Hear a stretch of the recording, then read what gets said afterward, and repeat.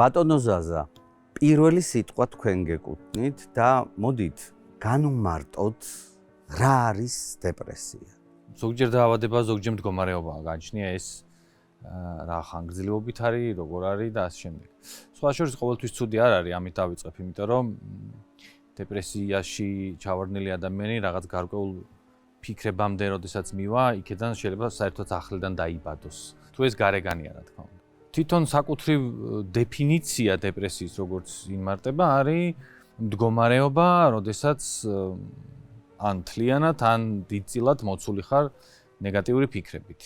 სადაც უიმედობა, უსასწაობა, ყველაფერი ნეგატივის დანახვა, აღნიშვნა და ასე შემდეგ გიწევს ან გინდა, ან რაღაცა ამდაგვარი ხდება შენს გარშემო, ანუ კარგს ვერაფერს შეიძლება ვერ ხედავ და გააჩნია დოზებს, სიტუაციას, ხანგრძლივობას, ძალიან მოკლევადიანებიც არსებობს, გრძელვადიანიც არსებობს, გარეგანი არსებობს, შინაგანი არსებობს, ანუ ბევრნაირი მიმართულება არის. თუ შეგხვედრიათ ადამიანი, რომელსაც არასოდეს არ ქონია დეპრესია. ვერ ვიტყოდი ეგრე, თუმცა მსუბუქი დეპრესიებიც არსებობს. რა თქმა უნდა, არსებობენ ადამიანები, რომლებიც ძალიან პოზიტიურები არიან, ყველაფერს ძალიან იმედიანები არიან, რწმენით სავსენი არიან და წამიერად შეიძლება ქონდეთ, მაგრამ მათ ამ შეგრძნებასთან ბრძოლა დაიწყონ მოქმედებებით.